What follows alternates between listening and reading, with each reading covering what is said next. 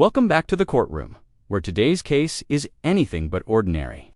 On the docket, we've got a woman accused of stealing from one of the most vulnerable members of society, a handicapped man who left his wallet behind in a store cart. What unfolds is a tangled web of probation violations, excuses about family obligations, and a judge who is clearly running out of patience. And here's the kicker. Despite being ordered to pay restitution, she hasn't paid a single cent. Instead, she somehow managed to scrape together money for bail, but not for the victim she wronged. That's where the real drama begins. Stick around, because by the end of this video, you're going to be asking yourself, was justice served, or did the court go too easy? Let's dive in. This one.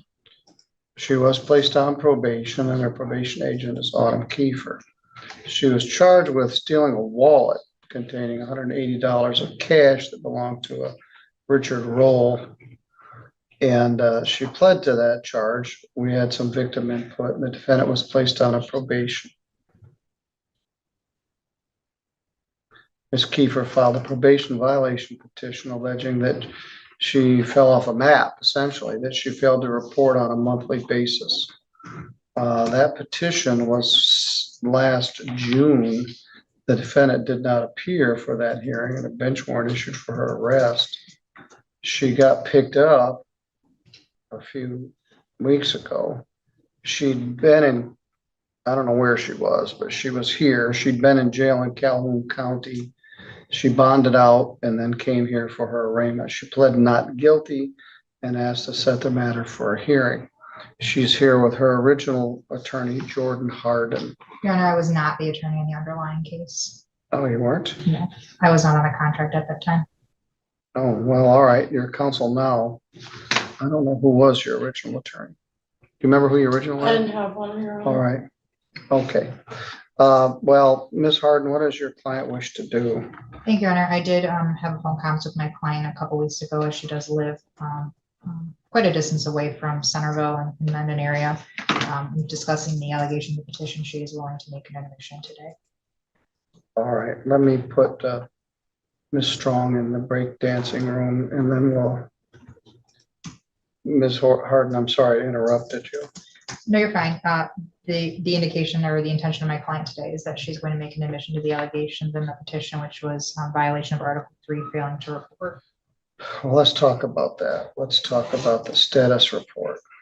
Her last report was April of 2024, and then we just lost track of her. So, Ms. Moeller, would you acknowledge you failed to report since April of 24 until you got picked up in Battle Creek in August of 25? I do, Your Honor. Now, here's where things get complicated. Tanya admits she didn't report for over a year, and her excuse, she moved to Bay City to take care of her parents. But let's be honest, moving doesn't erase your probation requirements. She could have requested a transfer, or at the very least, made a phone call. This raises the big question. Was she overwhelmed by life circumstances, or was this just a convenient way to dodge accountability? What do you think? Should family obligations ever outweigh court obligations? Drop your thoughts in the comments. What happened? I ended up moving to Bay City, Michigan to attempt to take care of my mother and my stepdad. And just with the multitasking, it just wasn't a priority when it should have been. When you got arrested in Calhoun County, did you get charged with anything there, or they just arrested you on our warrant? On the warrant. How'd you happen to be in Battle Creek?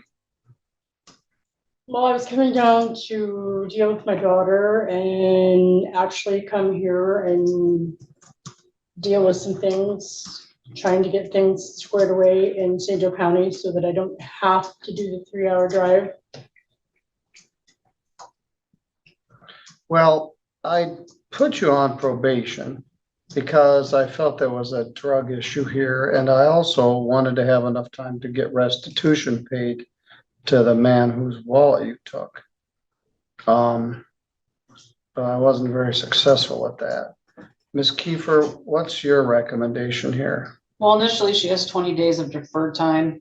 This type of violation doesn't warrant 20 days. She served 4 days in Calhoun County that I verified. She unfortunately hasn't paid any fines and costs at all in this case. So my recommendation is for the 4 days of time served for her to pay the $325, which removes the oversight fees of probation and revoke from the probation. Ms. Harden, having that in mind, what would you like to say to that? Your Honor, we were going to ask for the court to consider her circumstances. I was not aware of the time she'd done in Calhoun County, so the new recommendation for time served and just pay the remainder of that restitution and court costs, we would ask the court to adopt that recommendation from Ms. Kiefer.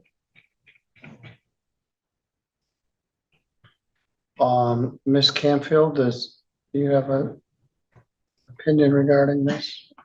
I do, Your Honor. I struggle with these types because it doesn't appear that there's a new offense or any criminal conduct, at least that we're aware of, that would have brought. Notice how both sides are presenting very different spins. The probation officer is asking for time served and repayment of $325, while Tanya's lawyer is practically begging the court to consider her circumstances. But here's the problem. This isn't just about unpaid fines. Probation is about proving you can follow rules and rebuild trust. By ignoring her responsibilities, Tanya didn't just let the system down, she let the victim down. And that's the heart of the issue. When courts show leniency, but the defendant doesn't reciprocate, should the punishment get harsher the second time around? I heard before Calhoun County or this court again. However, if she was moving to Bay City, that's something that she should have kept Ms. Kiefer aware of. Probation could have potentially been transferred there if this court was willing to do so and they accepted, or perhaps even a phone report could have been arranged, but she didn't make effort to even comply in that regard. So here I understood she did 4 days and there's no new offenses, but when you just abscond and have to be picked up in order to come deal with things, I think that perhaps maybe a little bit more than the 4 days served is warranted for just snubbing her nose at this court. And frankly, Ms. Kiefer, who through her report made every attempt to help her report on several occasions and had to reach out to her. She failed to report in March of last year. She reported in April and not thereafter. So, I mean, she was giving her the benefit of the doubt, and she didn't give the same respect back to this court or Ms. Kiefer. Yes. Let me bring Ms. Strongest back. To back all the way up, this crime offended my sensibilities. This handicapped man left his wallet in a cart at Myers. You took it. You lied about it. You minimized it and took his money. Mr. Roll left his wallet in one of the motorized carts. He was with his healthcare worker. He had $180 plus all his ID, which, by the way, has never been recovered. That's a huge pain to lose your driver's license, your credit cards, your social security information, your insurance. So they watched the footage and they saw you take his wallet. First you said you didn't take the wallet, then you said you did take the wallet and you gave it to a Walmart employee in the parking lot, which you didn't. You took his wallet and left and kept his money and all his identification. I thought you got a huge gift when I put you on this probation. I wanted to get the guy's money repaid. You repaid us by doing zero. And then, interesting, when it comes time to get out of jail, you come up with money to post a surety bond. You can't pay 1 cent to us or to this man's restitution. This is the emotional climax of the case. The judge reminds everyone that this isn't just about money. The victim was a handicapped man who lost not just cash, but his ID, insurance, and social security card. Imagine the nightmare of rebuilding your entire identity after theft. And the judge calls out Tanya's contradictions, claiming she couldn't pay restitution, yet magically finding money when it meant posting bail to get herself out of jail. That's a powerful point. When self-interest comes first, the court starts losing sympathy. What do you think? Does her apology feel genuine, or is it just another performance? And but when it comes the difference of you sitting in jail and getting out, you come up with enough cash money to post a surety bond. So you deserve more than 4 days in jail. You deserve what I ordered in the first place. As I said, this offended me right from the get-go. My judgment